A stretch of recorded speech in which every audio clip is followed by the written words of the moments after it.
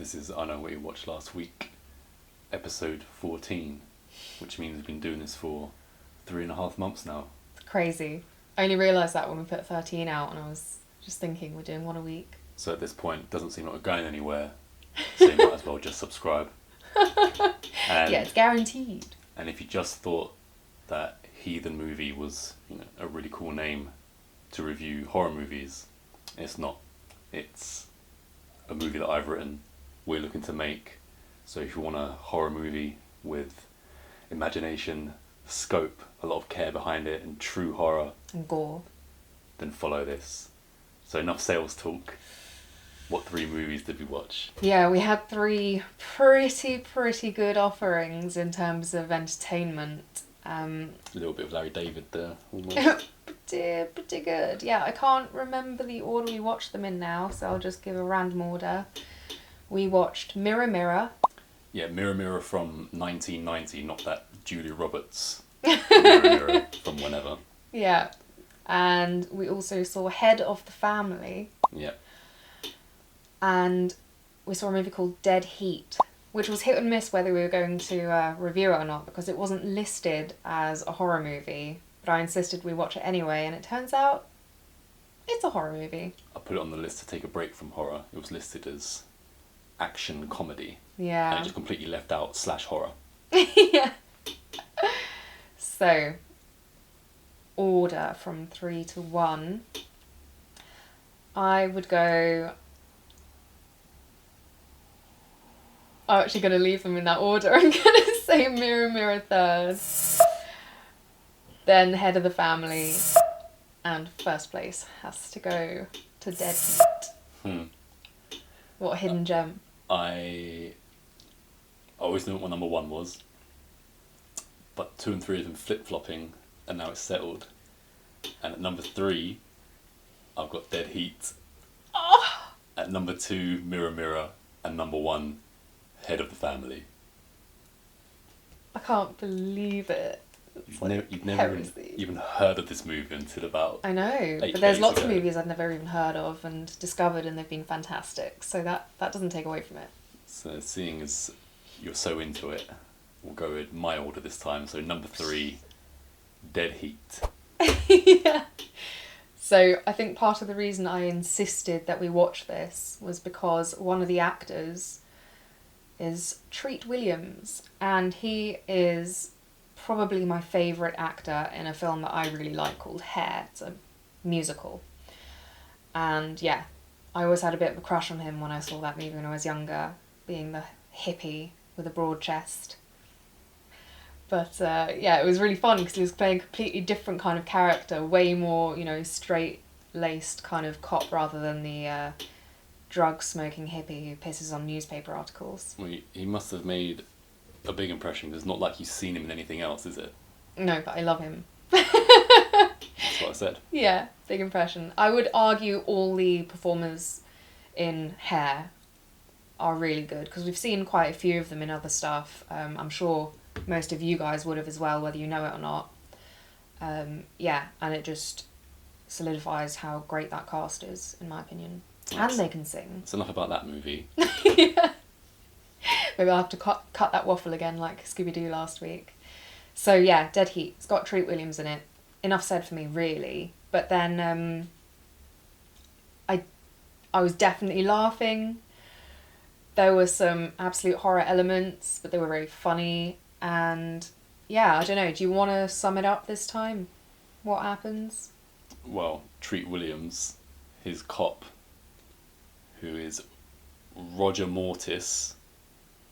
Sounds like rigor mortis. I think that's Of probably. course. And of course, mortis is Latin for dead or death. Yeah. One of those. So it's Treat Williams and Joe Piscopo, and they're a cop duo. His character's last name is Bigelow, which I find funny as well. Doug I like Bigelow. that name. Doug Bigelow and Roger Mortis, Bigelow. and they're a cop duo. So this is a buddy cop movie. Essentially, that's the kind of comedy movie that you're getting. Yeah. And at the beginning, they're called straight to a scene. There's a couple of robbers who are taking out a jewellery store. So Mortis and Bigelow show up, and they take out... Well, they try to. that's the first like nod to horror, I guess, in this very comedic movie, is that the robbers are incredibly hard to take down. And am I giving it away when I say it turns out the reason is they're actually dead? They're zombies. They've been resuscitated with some weird machine. Seeing as you find that out within the first 3 or 4 minutes, no, I don't think that's giving anything away. So, because they're finding it incredibly hard to take out these 2 robbers, and just reveal the reason why, is because they're undead, essentially.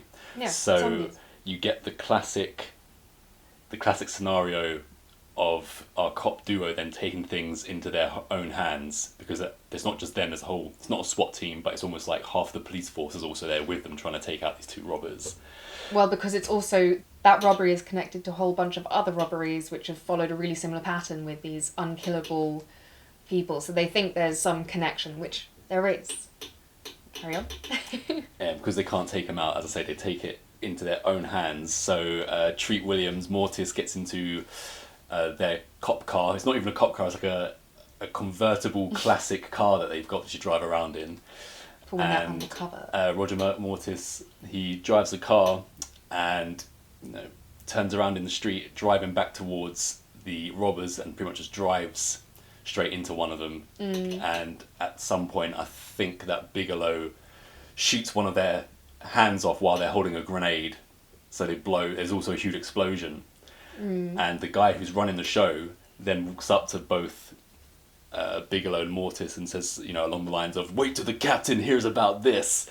And then we're transported into the captain of the police force's office. Right. And he's got Mortis and Bigelow standing there, and he starts doing the whole, "This is the craziest stupid stunt I ever saw. Unauthorized use of a city vehicle, reckless endangerment of property and lives, use of a non-regulation firearm, disrespectful conduct, flippant and tasteless verbal remarks, coupled with 18 parking tickets." And then Bigelow says something like, "Well, I thought we deserved a medal." He's that that scene is in every single. That's what I'm saying. That's what I'm bringing up, because it's that classic scene, and Absolutely. it goes straight into it. It doesn't shy away from because they're naughty any boys. of those things.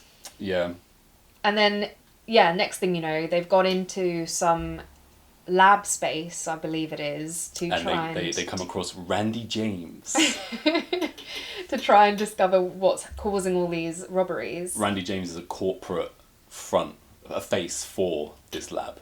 I should say before you carry on, yeah. And I'm just going to fast forward. There's all these fights breaking out. Next thing you know, Treat Williams has been locked in a chamber that's used for animals usually to put them to sleep. Mortis and Bigelow show up at the lab, Yeah. and they say to Randy James that they're there to ask her about a drug called sulfafiazole, I think is how they said, because they'd seen it in the morgue on these 2 robbers that they've taken out. So they find out that after doing the autopsy that they have this drug in them. So they go to the lab to ask her what it's all about. And she kind of like takes them on a rubbish tour where she doesn't really show them anything. So then Bigelow pretends that he's got to go and take a whiz, and as he walks off, he walks into this secret room and he finds this reanimation machine. And as he's in this room and he's checking out the machine, all of a sudden this like multi-headed monster comes out and starts attacking him. And then off in the distance, Randy and Mortis hear him being attacked, so they run down to him. And as you said, Mortis gets put into a decompression chamber and he can't get out of it, so technically he's dead. Yeah. But dead. And then really quickly, and this is one of the first things that surprised me, I don't know why, considering it's comedy, so I should expect it, but with barely a thought or experience with how to use this machine, etc., he's just plunked in the middle of this resuscitation device. Well, no, one of the scientists, Becky, comes down after finding that he's been dead. That wasn't clear to me. I thought she was just some friend of theirs, and No. she's like, let's just use this and see what happens. So you've got Randy, who's corporate at this company, and then you've got Becky, who's a scientist who works at the company. So it's Becky that comes in and puts Mortis on the reanimation machine. So don't worry, Treat Williams fans, he is out for barely a count, and then he is resuscitated. Yeah, and he wakes up saying that he feels great, but then Becky can't find a heartbeat on him. She uses the stethoscope and all that. Randy tells him that he has 10 to 12 hours to live. Yeah, because his body, so he is dead, he's just animated, but his body is still like decomposing. Yeah. So by that time, he'll be too rotted to continue. Yeah. Then we cut to Randy's house, and they're trying to further investigate how these people have been brought back to life and what this drug is all about. And they put on the video, and it turns out that Randy James's dad in this movie is the one and only Vincent Price, who could arguably be called the #1 horror icon of all time. And in the video, he's on his deathbed, and he's about to make a confession at the end of this video when zombies break into her house, and Mortis gets shot a whole bunch of times. Obviously, he doesn't die. He's just riddled with bullet holes and stuff like this. So you get these kind of scenes. And the movie was all good up until this point. I was enjoying it and stuff. Yeah. We're probably, 25 minutes in. But then we end up at the Chinese butchers. And this is where the film really took off for me. But how can you have put it in third place then? Because I liked all the movies. Travesty. Yeah. You're going to be hearing why. The Chinese district and then the restaurant, that was so bizarre and so funny. And if you tell me that's not horror comedy, then I don't know what you're thinking, because they walk in and they say, "Oh, we'd like to speak to Mr. Thule," and there's this giant burly Chinese butcher, and he's hacking away at a chicken or something like that. And Mortis puts his police identification in front of his face, and he chops that in half, kind of thing. And then eventually Mr. Thule comes out, because the butcher's not even speaking any English. He's just kind of grunting at them. Mr. Thule comes out, and he's not too keen on being questioned. So it turns out that he has a reanimation machine on top of his ceiling, which he buzzes to life. It looks like a Chinese lantern. Yeah, and all this electricity comes down, and it reanimates all of the dead animals which are in this butcher shop. Including those that have already been cut up. So you've got duck heads that are alive, you've got chicken wings flapping about without anything else attached. Everything is moving. Yeah, there's a reanimated barbecue pig that comes at Bigelow, I believe. And, Bigelow, and a full cow or bull or something without its head. Yeah, comes out of the freezer. Massive. It's Yeah. Yeah. But my favourite part of that whole thing is that a steak, which technically isn't an animal, it's just a cut of meat, obviously.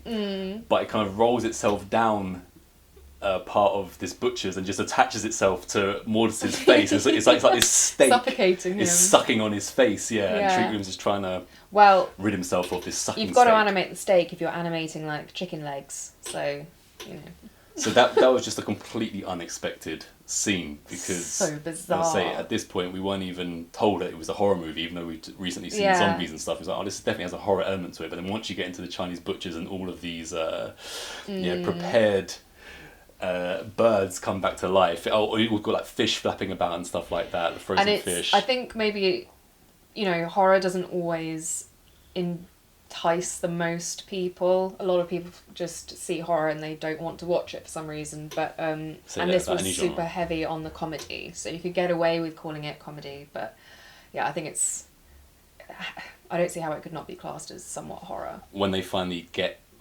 they get a hold of all these reanimated chickens and stuff, they walk into the back, and they find a receipt in there from Vincent Price's character. And later on they go to then find out why Vincent Price has been dealing with this Mr. Thor and why he's got a reanimation machine and all this, which will come up later. So they end up going to the library, and they're trying to look through all these records of this drug and Vincent Price's history of it and all this. And they go back to Randy's house, and they end up going to a monument, a sepulchre, if that's how you say it, which is where you keep a dead body. So it's like a crypt. And it's supposedly Randy's dad, Vincent Price. And she's there with Mortis, and it turns out that she's not his daughter, and she just met him in the hospital, and he took her under his wing because she has some problem with her. And it turns out that she's been taking this drug all along to keep herself alive. And now that Vincent Price is dead, she doesn't have the resources or the know-how how to keep herself going. So after this is revealed, they're back at her house, and she starts to decompose. Her hand starts going, first of all, when she's talking to Mortis about what, the problems that they have and all this, and she's sorry that I lied to you, yada yada yada. Then her face starts to melt off and all this. Her face ends up falling off, or her head ends up falling off, should I say? And as the head hits the floor, and the skin starts decomposing from it, revealing the skull. The skull talks. It's like, I'm sorry. Yeah, I don't know how that bit kind of eluded me for a moment there. It took you talking about her breaking down, and then it smacked me.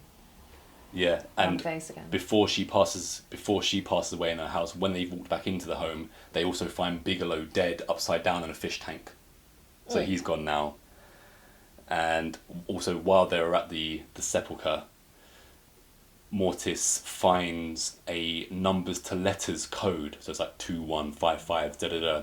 And he looks at a telephone, which, number 2 has the numbers and all that. And he puts it together, and it spells out McNabb or something like that, who was the doctor who they keep running into momentarily during this movie. And Mortis hates him. And it turns out that he's been running experiments, just reanimating people, digging them up from graves and stuff like this, and doing... Sending them out on crime sprees. Yeah, he's been sending out on crime sprees with Mr. Thule in the background as well. And all of this is found out that he's been burying these bodies, doing resurrection experiments, and yeah, like you say, he was responsible for the robbers at the beginning. So Mr. Thule and his thugs come out and they put Mortis into the back of an ambulance, and Rebecca is there already dead.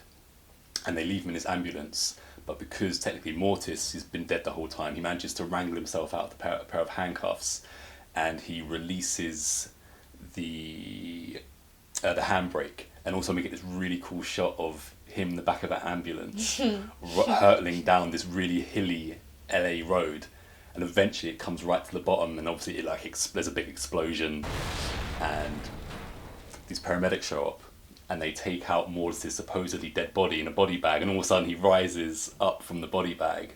And at this point we start to get a real homage to the Terminator, because he gets up and he's got his hair slicked back spiky, he's wearing like the black jacket, and half of his face is in better condition than the other half.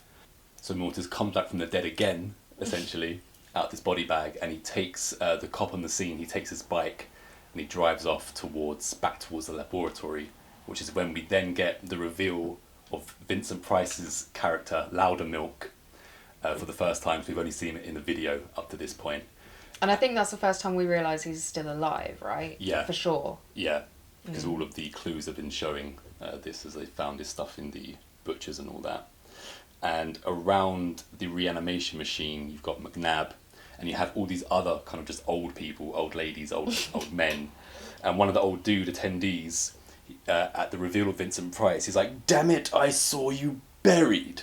And then in classic Vincent Price style, he's like, "I'm afraid you've been misled, Walter. The man in my grave is a volunteer." Like that classic Vincent Price thing. And he's saying to them, "This is my reanimation machine. And you're all rich, so if you give me half of your fortune, I'll give you access to it and we can live forever. And all it will cost you, yeah, as I say, half of your fortune and all this." But then we cut back to Mortis, who has now arrived on this police bike, and he drives the police bike through the barrier and like hurtles himself into the lab. Mm-hmm. And then when he gets up, we're back to the Terminator, where he's got a gun in each hand, and he's just walking through the corridors of the laboratory, just taking out all the security guards, taking out all the policemen. He must kill, several people, just like what happens in Terminator. And when he gets to the final henchman outside of the decompression chamber, they just unload several clips into it. They're just constantly shooting each other, and it just doesn't end. Yeah, because they're both reanimated. Yeah, and it just doesn't stop and doesn't stop. And it turns out that Vincent Price, to show off his reanimation machine to all these old rich people, he's got the body on the machine, and it's Bigelow. They've taken him from the fish tank, and they reanimate him, and then Mortis comes in, starts taking everybody apart, and all of a sudden he's about to get McNabb, but then McNabb talks to Bigelow, and he's turned Bigelow into his own henchman to go and kill Mortis. Oh. Crazy cat sounds. But then Mortis makes Bigelow remember think she's trying to take a dump.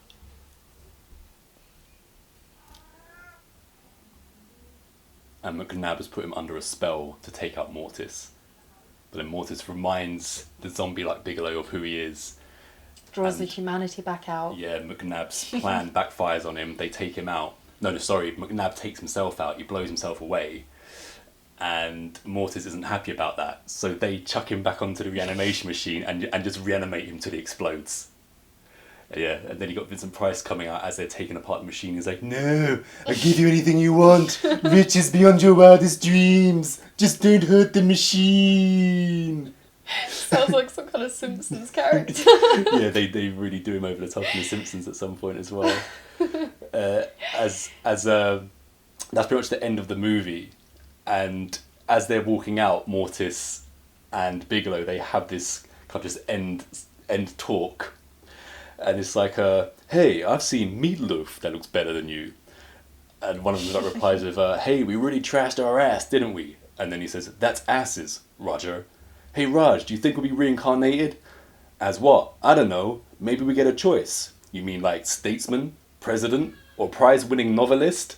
And then Bigelow goes, "Personally, I was thinking I'd come back as the seat of a girl's bike." Men. To which Mortis tells him, "That is inspired. This could be the end of a beautiful friendship." Yeah. So, basically, boiling it all down, you know what happens now, but still watch it, because I love it. The whole point is we're supposed to tell people what happens. I should also say the director of this movie, Mark Goldblatt, was second unit director on RoboCop.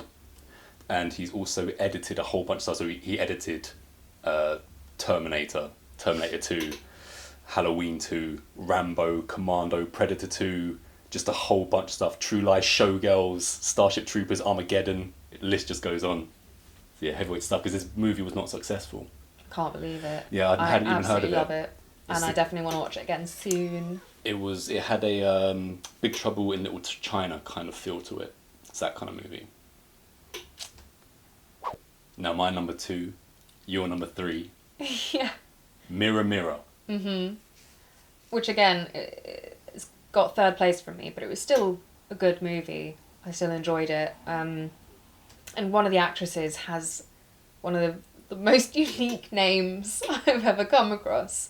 But she doesn't seem to have continued that much with her acting career, from what I can tell. Rainbow Harvest. Yeah, Rainbow Harvest. Who's the lead in this movie. And it seems like she did some acting from the early 80s to the early 90s and then just came out of the industry and no one knows anything about her after this. Yeah. Which is quite bizarre. Mm-hmm. Made me think maybe they could do a documentary, Finding Rainbow or something like that. And track her down and see what happened. Yeah. So considering this movie is called Mirror Mirror, the first thing that occurred to me is this is not much of a mirror, is it? The mirror that does all the evil deeds. Yeah. You would have thought that they would have spent some of the production budget on some kind of like really elaborate mirror. Instead it's just a regular brown wooden mirror with a really horrible design. I mean, I thought it was quite unusual. I've never seen a mirror that looks quite like that. It could have been more basic. I feel like it was just something that you run into at a market maybe sale, that was the point. Car boot sale or something. Maybe the mirror's not supposed to look any certain way, which makes it more surprising. I don't know. Yeah. Harvest Moon and her mum, Karen Black, they move into a new... Is it an apartment? No, it's a house. Move into a new house.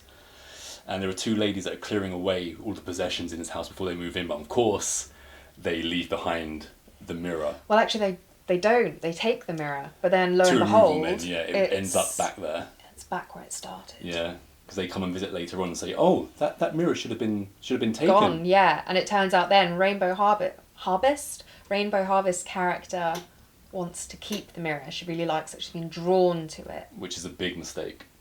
Big mistake. Yeah, and the first time we see the mirror, or from behind the mirror, there are kind of these sounds around it to evoke that it's supernatural or whatever. But to me, it just sounds like it's saying wash, wash, wash. So I don't know. Do your chores. I don't know if Megan / Harvest Moon like stinks in this movie, and the Beast is telling her to wash. But oh god. Anyway, yeah. And with the styling and stuff and the way it was shot, I don't know, to me she just looked like a complete over the top goth boy George. I couldn't get that out of my head the whole time. I was definitely getting Winona Ryder from Beetlejuice. So there you go. Somewhere between Winona Ryder and Beetlejuice. And the super goth boy George. Yeah. So we got Rainbow Harvest as Megan, and her mum, who's moved into the house also, Mrs. Gordon. I've forgotten what her first name is, but it's played by the one and only Karen Black. And in a movie of some kind of out there performances, she gives the most. She gives for me the most enjoyable performance. It's like really kooky and aloof. And Karen Black is Oscar nominated from like the 70s. She was in a movie called 5 Easy Pieces with Jack Nicholson. But we've seen her in House of a Thousand Corpses. She plays Mother Firefly in that Rob Zombie movie. Yeah. And I hadn't seen her in too much other things, so it was really cool to see her in this. And yeah, she's a complete kook. Yeah. It's that kind of character that you can't really decide if you want to like her or dislike her. I love her. She's a bit... She does some crazy things throughout the movie, doesn't she? 'Cause yeah. she's obviously she's either recently divorced or widowed. Yeah, and she's really trying to find bag a new man. Yeah, to the point where she has just dinner with this absolute dweeb guy. So obviously it's called Mirror Mirror. So before we get anyone major knocked off in this movie, the first being to be off by the mirror in this is a dog. So the little dog is running around the house. It takes a whiz. Yeah. And the mirror doesn't take to being whizzed on. Doesn't like that. So yeah, off screen we hear the dog yell from bye bye to the dog for taking a whiz on the demon mirror. In between the mirror scenes back at Megan's in her room, she's the new girl at school. Yeah, of course. And we're introduced to the school, first of all, through two girl characters, Nikki and Charlene. And we've got Nikki with her boyfriend Ron, I believe, and they're looking at a poster of Charlene in the school hallways, and it's like vote for Charlene because for class she's president. Running for class president, and not because she's a model. Or something. It's very like breast heavy, the focus on the photo, and as Nikki's walking down the school corridor with her boyfriend, she's like, "Did you see those posters?" And Ron's like, "Hey, don't worry about it. You're going to be a great president. Everybody knows that." And what does Charlene have? Nice knockers, and that's it.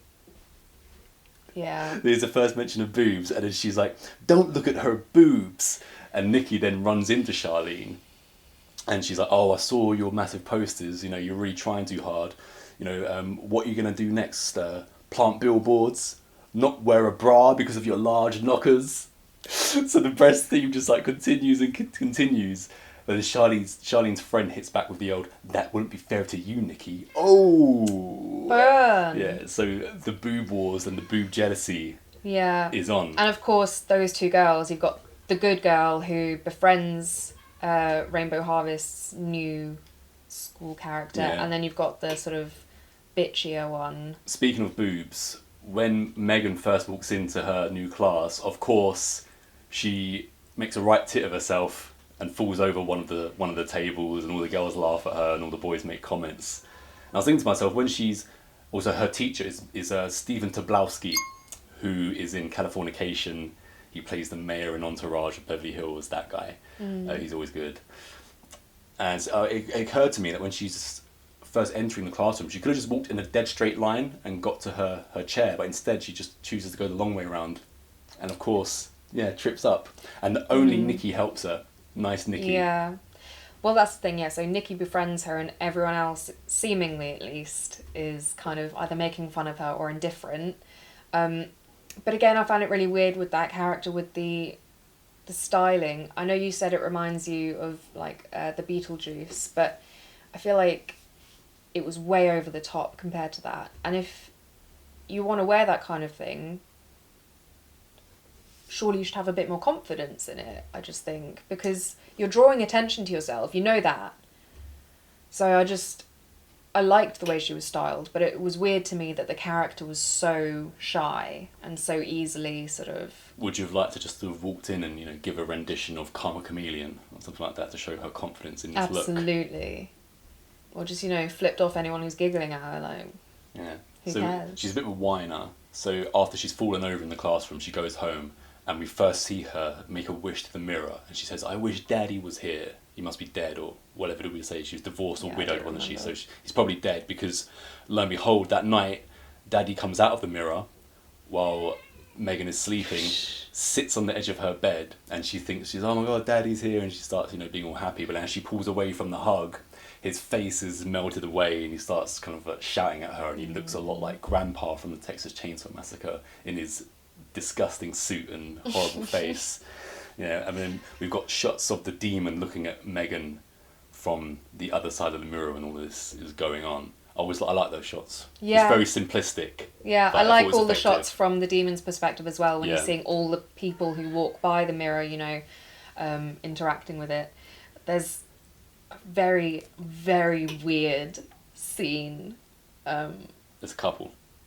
Okay, but the one I'm thinking of specifically, Rainbow Harvest has sex with the mirror, essentially.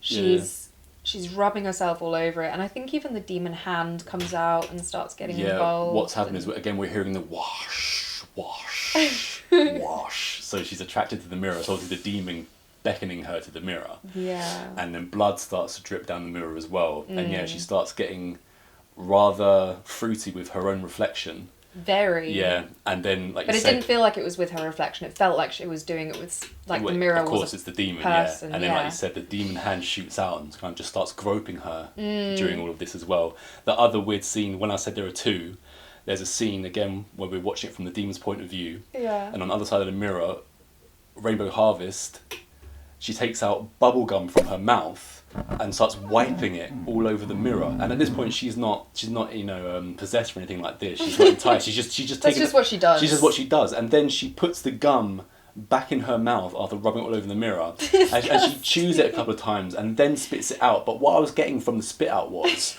that this tastes funny because there's a demon in the mirror, not it tastes funny just because I've rubbed gum all over a dirty on some mirror. antique mirror where I don't know where it's been. And where I can understand the scene where she's always like making love to herself. I don't understand what the rubbing the gum all over the mirror was about. That was completely random. Just to gross people like you and me out, I guess. That actually was the bit out of everything that grossed me out the most. Yeah. There was a pretty grim kill though, I have to say, because as Rainbow Harvest character gets the power from the demon in the mirror, I think it's starting to sort of control her as well in response to that. But she starts offing the people that she doesn't like, that she has a problem with, her bullies, etc. Charlene. And I think she must be Charlene, the character I'm talking about. She goes to shower. Well, they're on the swim team, we should mention. So. Right, so they've been in the pool, have an altercation, and Charlene's been told to go off. No, telepathically, Megan has almost drowned Charlene in the pool. Yeah, already. Yeah. But Charlene's managed to get away from her. No, Charlene comes up and complains to the teacher, like, "Oh, she tried to drown me." And she's like, "Well, she wasn't even touching you." Blah, blah, blah. Obviously, we know that she has. And yeah, like I say, she goes to the shower room. Yeah, so she's in the shower, and she ends up being locked in where all the shower heads turn on to this super, like, steamy, scalding hot water. And even as the other girls return to the locker room / shower area, they see her banging against the frosted glass door as the steam is, like, melting the flesh off of her, essentially. That was really grim. Yeah, so we have an incident when they're at the swimming lessons, which is the steaming Charlene, which is not a euphemism, that's just how she ends up, steamed to death. So they're on the swim team, and you've also got Megan, she puts like a spell on Charlene's boyfriend so that he wants her instead of Charlene. And these are two things that are definitely borrowed for the craft. Because in the craft they're on the swim team, and one of the witches makes the bully girl's hair fall out in the shower room in the swim team. And you also have Skeet Ulrich in the craft, and Robin Tunney has put a spell on him so that he fancies her, but he takes it too far, obviously, and it's the same thing happens in this. I think definitely the writers, directors of the craft are definitely seeing Mirror Mirror. It reminded me of the craft and also of Clueless. Yeah, which is what a great combination. Yeah. I absolutely love those two movies. How can you not? Yeah. Yeah, it was really good. There was unless you have something else to say, I because was for going me to say, the next... before Charlene is killed by the Right, steaming, yeah. back to the whole class presidency thing, the movie cuts to a video campaign that Charlene has made. And so there's a voiceover going on, and it just shows Charlene standing up, talking to the football team who are all sitting below her, all just looking up at her like big chest. And like later on, it's like, oh, and Charlene also does this for the student body. And while this is being said, there's one of the football team players just being interviewed on silent, and he just does the the big knockers thing. the big knockers The universal. yeah. She's got it signed among I love it. everyone. They played on that from almost the beginning of the movie right through Charlene's whole story arc. Yeah, That's it pretty kind of funny. ties in with the character though, and her not supposed to be likeable, and Yeah, and Mirror Mirror is directed and written by ladies, by women. In fact, I read that 60% of the crew and the cast are the fairer species. So I guess... I wouldn't have guessed that, which I quite like. I don't think there should be... They're almost like trailblazers in that sense, because people make a big deal about all that kind of thing these days. But yeah, you don't have to. You can just get on with it quietly and make a good movie. Yeah. Yeah. So what I was going to say, the bit that really threw me and I found so confusing, and I briefly looked it up online and I couldn't see any immediate responses, but I think early on we see a story between what seems to be two sisters in like... It's the first scene. 1800s or something, let's say. And things go terribly wrong, and it seems so one of the sisters has to kill the other one due to possession from that demonic mirror that has now taken on Rainbow Harvest character. And by the end of all this, Rainbow Harvest, all she wanted this whole time was for her life to be good and to help her best friend. But to do that, a lot of people have died. And her best friend has started to realise that Rainbow Harvest is behind all of this, and she doesn't really want to be her friend anymore, for understandable reasons. And by the end of it all, I think... Does she kill her as well? I think she dies too. I think, the demon takes her as well. And the last thing she says is, oh, Mira, I wish things could be back the way they were. Yeah, Megan's dead, yeah. Yeah. Yeah, so Nikki asked for it to go back the way it was. And it's them two who were at the beginning of the movie. And then, it turns out it was them, but I don't know, that is so confusing to me. What has that time jump got to do with anything? Yeah, because I had just read a tiny little bit about the movie before and said, oh, make sure you stick around for the incredible twist ending kind of thing. I don't get it. And at first I just didn't get it. I was like, what does that mean? Yeah, exactly. But what you were saying at first, you didn't get it, but you get it now? Or what? No, no. The first time I saw it, I didn't So even realise that it was them two again, because it didn't look like them two. They'd starred them quite differently. No, it didn't at all. So yeah, it was a bit strange, that. So confusing. Yeah, I don't really know what that was supposed to mean. So if someone wants to comment and let us know your theory, or if you know the answer, that would be brilliant. We have missed out the greatest scene in the entire movie. Nikki's boyfriend Ron making a sandwich.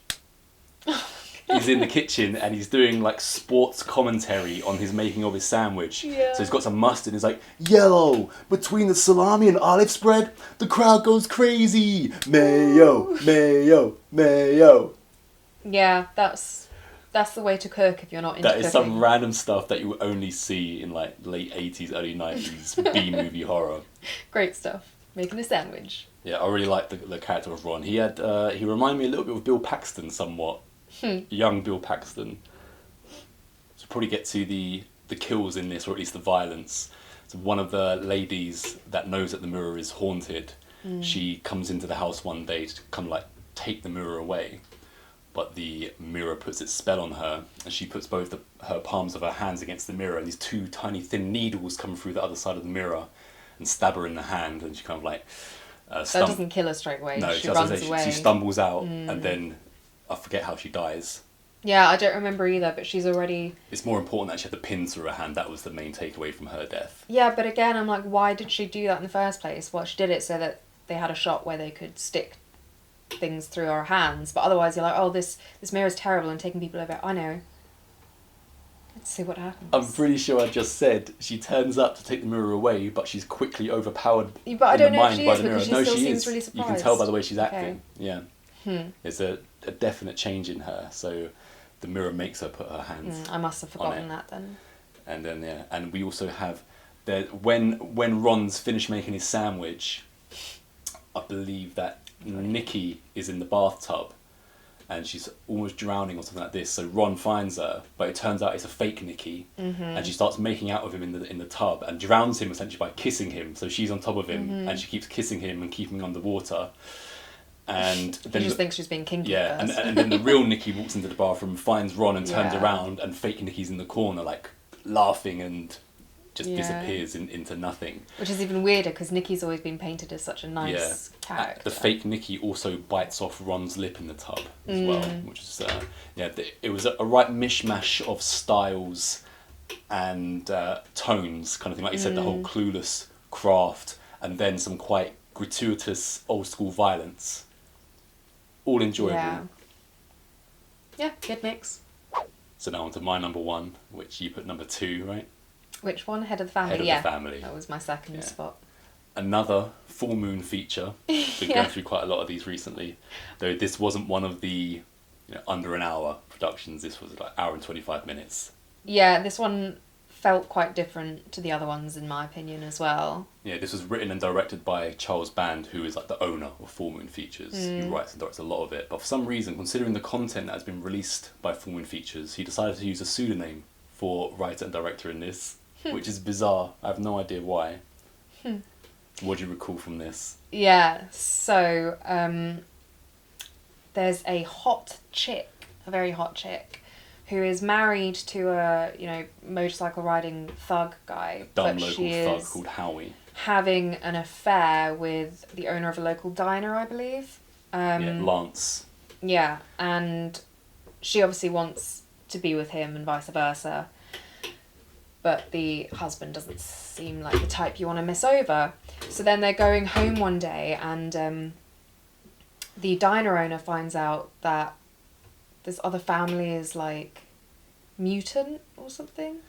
Yeah. Let's just start again because you've really put me off with that as well. So No, you just skipped ahead a bit, so it's fine. So like you say, so it opens up and we just see this house and three weirdos walk out of it, like a pretty huge guy, a guy with a pair of sunglasses who's weedy, and some really big-breasted woman. And they're standing outside Again the with house the breasts. like monsters style. And then it cuts to the diner, like you say, and these three monster types walk into the diner. yeah, And Howie, the local thug, is like, oh, the stag pools again. And they don't communicate. They No. go in there, they get their groceries, like they have a list or something, but they don't speak. They don't really react to anyone. Yeah, and So it's- yeah, they're like very robotic. and we've been introduced to, like I say, Howie, the local thug, and Loretta, his wife. And The hot chick. yeah, and see, as we said, this is a full moon feature, so you get very specific things. So one of the first things that Howie says when he's sitting at the diner counter is, Loretta, I feel like a big old turd in a small toilet. Yeah, and then when the Stackpoles walk in, considering that he's with Loretta, he catches, he sees Ernestina, who's like the lady Stackpole, and he says, she is the most fuckable young lady I have ever seen outside of a magazine, which is kind of ironic because, like I said, he's with Loretta, who is played by this actress called Jacqueline Lavelle, and my word, she is hot. But I think he's referring to it because it's a slightly different kind of hot. She's got this like charisma along with her looks, whereas the one Ernestina is just, if you were to create the perfect body, essentially, this actress has got it. So it turns out that Ernestina is a porn star in real life. Okay. And Loretta has also done some like soft core. So they're of that, no wonder I found so attractive. But what... Well, to be fair, even I thought Yeah, Loretta Loretta is was- unbelievable. Yeah, She really yeah. plays, she's perfect for that kind of role. spunky and cute. So like I say, she's married to Lance, she's married to Howie, but Lance, the owner of the diner, he takes her in the back of the diner, and the first Multiple times. Yeah, and the first time we see them together, they're going at it, and Lance is like, say it, baby, And Loretta says, "Call me Scarlet." "Say it, Scarlet. You're 10 times the man Howie is." And then Lance is like, and Howie's got a tiny Todger. He could never satisfy me. And Howard's a pussy. And then Lance's like, "Yeah. Well, wait. Why the hell did you marry him then, Loretta?" And this is all going on while they're going at it. So the comedy. A lot is going on whilst they're having sex in this movie. Yeah, it seems to just be a constant thing. Howie then starts calling out for Loretta. Yeah, and they get away with it. But Howie's like, "I want to talk to you, Lance." So they get a bit paranoid. And before they sit down, Lance says to Loretta, "Let's just play it cool." So they sit at this booth where Howie's waiting. And before Howie even opens up his mouth, Lance is like, "Now, I don't know what you've been hearing." And Howie's like, "About what?" And he's like, "Nothing." "Well, what the hell are you talking about, boy? Do you know? I haven't got clue one what I'm talking about." So he's just told Loretta to be cool, and he's just like ruined it for himself straight away.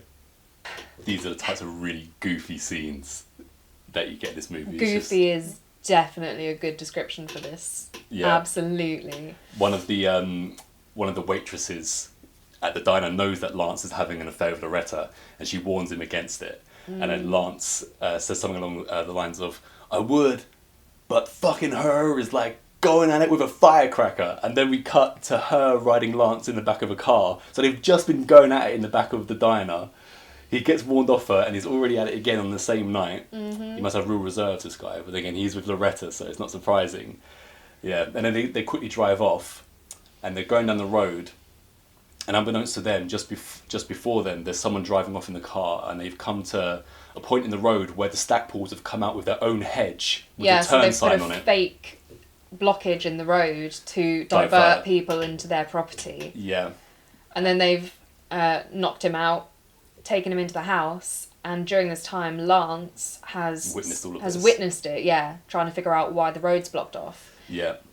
So then he uses his information. But before we get to information, we then cut to the Stackpool's basement, and it's like this prison dungeon kind of thing. There's loads of lobotomized type people walking around in smocks. Yeah, it's like that sort of old school vision of a like mental asylum when they used to buzz people out of their minds. So then Lance obviously realises something is up, and being the smart guy that he is, he realises he can try and threaten the Stagpools into doing him a favour, which blackmailing is them, essentially. Getting rid of Loretta's husband. Yeah. Right? He's Howie. like, do the same thing to her husband. But he's gone a bit out of his reach, I think, with these people. And we haven't even mentioned yet the head of the family of the Stagpools. Yeah, well, when it turns out that he's come up with this idea to blackmail the Stagpools, he's kind of like told his lawyer about what's going on and stuff like this, so that he can use this. It's covered his back. It's covered his track, so that he's stays one step ahead. So the Stagpools get a wind of this, and the big one, Otis, comes and like basically drags him to the house and introduces him to the head of the family, like I say, which is a guy called Myron, who is just a big fat head. And hands. Yeah. And he's in a chair, isn't he? Yeah, I think he has got the rest of his body, but his head is so oversized that you don't really see it. But then, yeah, the hands just kind of poke out to the side of this massive head. And Myron, the head, he controls Ernestina, Otis, and Wheeler. Yeah. So we said Otis has strength. Yeah. Wheeler has like heightened smell, heightened vision, and hearing. Hearing, that's it, yeah. So when Myron is explaining all this to Lance, he says, "This is this is his power," and he turns to Ernestina and says, "Well, I don't have to tell you what Ernestina's powers are, do I?" Worked on Johnny, so I guess. Yeah. But I was like, that is so dumb. But then it wouldn't work as well having a really hot guy, because I don't think women are quite as easy to fool with hotness as your average male. So makes sense. So when Myron and Lance are talking, and so before they get down to the conversation, the guy, what's his name again? The guy who's got all the you can smell better and see better. I don't know. I said brother. Otis, Ernestina, And so basically the other one, he takes off his glasses and his eyes are pretty much popping out of his head. Yeah. And Lance, upon seeing, is like, "Damn, boy, you got some big ass eyes." Yeah. I've got to say that for Takes it all in his stride, though, really. for the kind of stuff that they've been before, like I mentioned, like softcore porn or whatever, the guy that plays Lance and Jacqueline Lavelle, who plays Loretta, I think they're brilliant in this movie. They were great. They were Absolutely. so unbelievably enjoyable. Yeah, there's a particular bit where Loretta's character is kind of using her sexuality and the promise of companionship to try and save her own life. And I think she just plays that scene so brilliantly. You can feel like it's comedic, but there's desperation.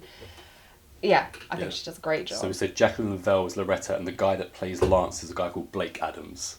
So yeah, they deserve a mention because they carried his movie essentially. Great, yeah. Really good performances.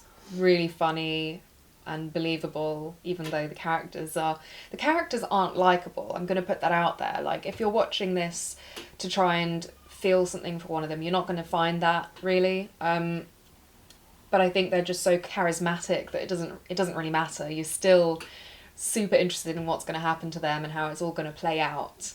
And it's that battle of the mind as well, because Myron, the head of the family, he's the one with all the brains, so he can control the others of his siblings and also he senses through them. So he comes up against Lance, and Lance, of course, has, as you mentioned, the lawyer backup. He's got a lawyer's lawyer backup. He's, pitting his wits against him. He's not as dumb as he seems. No. But obviously things start to spiral, and he and Loretta both end up in Myron's power.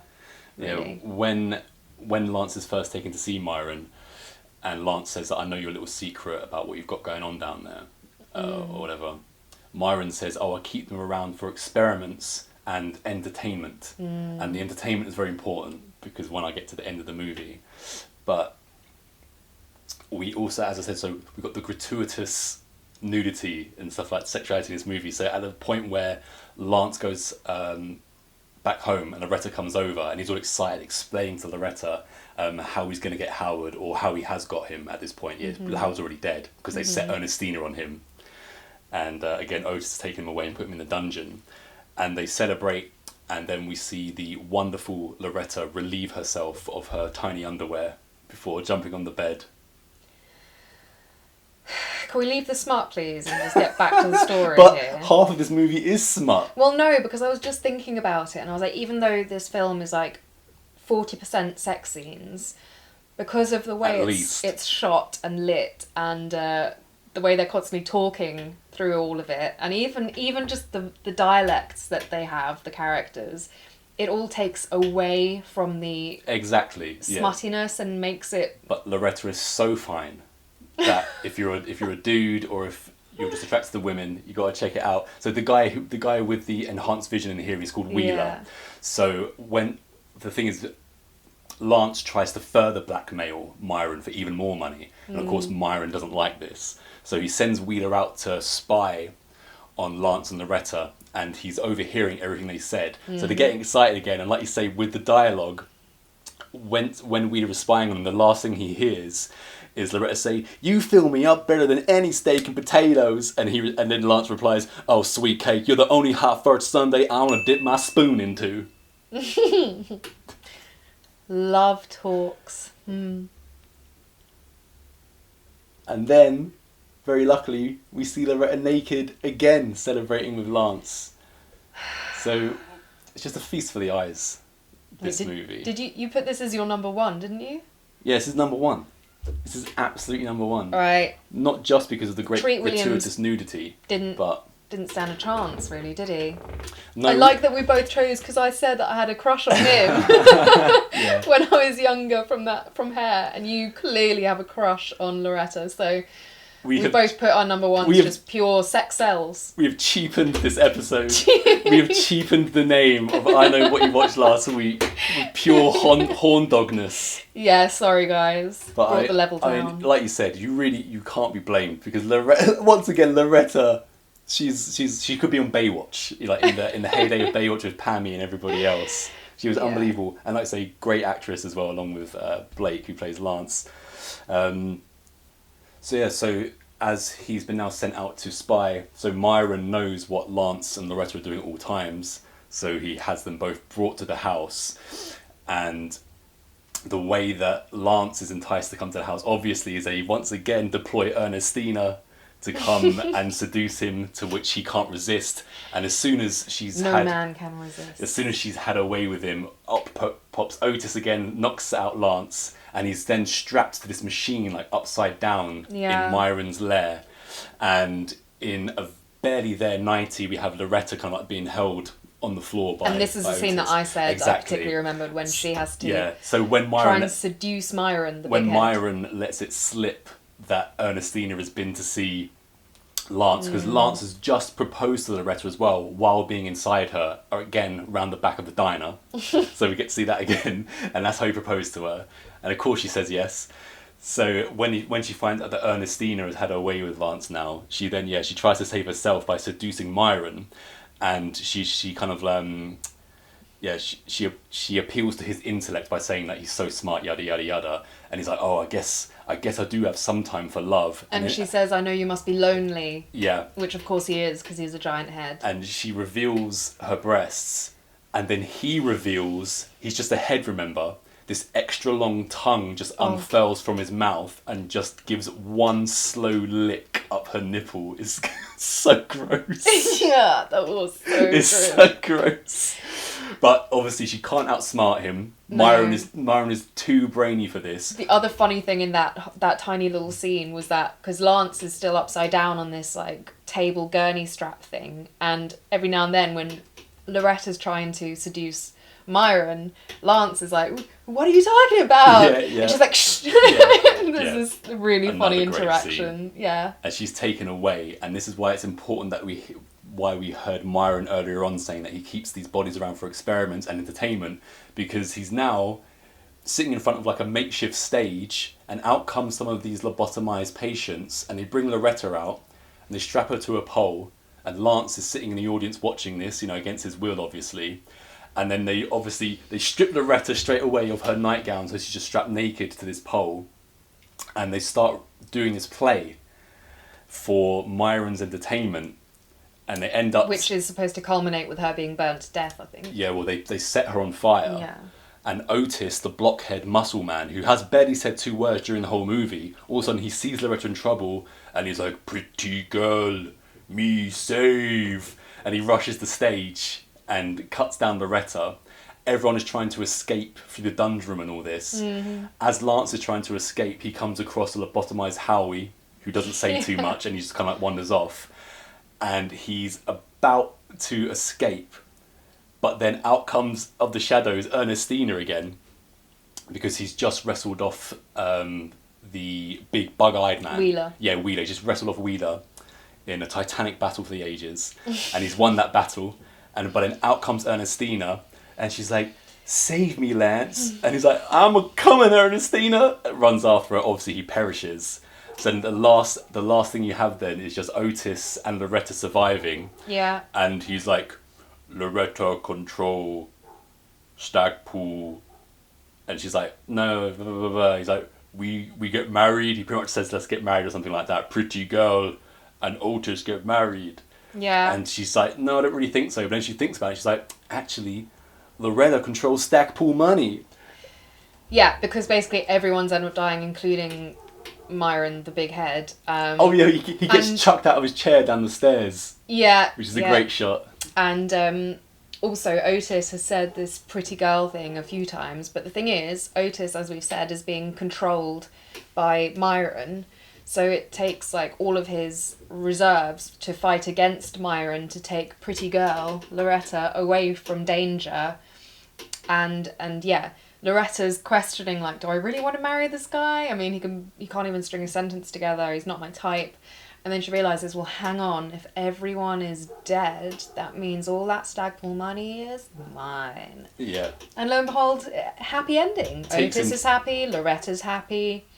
Yeah, she takes like a makeshift chapel, and they get married, but she has to tell him, she's like, now you say I do, and Otis is like, I ooh. And then he just starts laughing uncontrollably. Yeah. Which is how the movie ends. Yeah. A bizarre very ending weird. for a very bizarre Very weird movie. movie. And it also just goes to show as well how hot Loretta actually is, that Otis broke through Myron's intellect. Yeah, Myron's intellect may have seemed too much for Loretta's beauty, but it wasn't. No. Well, yeah, beauty in this kind of was the ruling factor of the whole story, wasn't it? When I read a couple of reviews on this after watching it as well, one guy on review site was like, oh, and the lead women aren't hot or they're ugly. I was like, you must be blind, mate. I mean, each has their own taste, but yeah, I struggle to see how you can't find them attractive.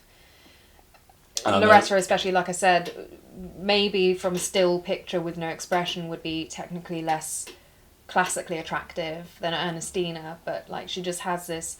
I mean, yeah, I might She has the raw sex appeal. That's what she's really got, and like I say, we might have said how beautiful she is, but she does put in an absolutely terrific performance that can't be understated. It really adds to the movie. Yeah, well, as someone who's not usually attracted to women, part of the attractiveness about her was the charisma and talent and everything. So all round, her and thumbs Lance up. make a great horror movie couple, definitely. One for the ages.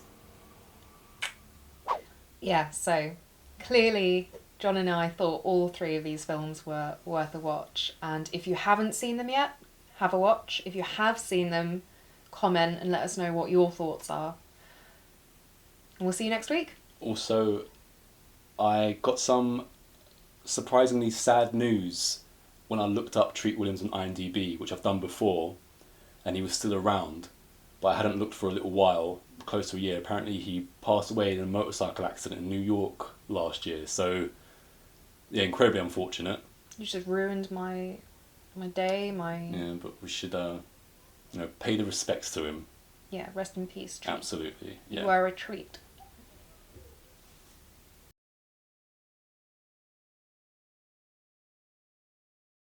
We're back.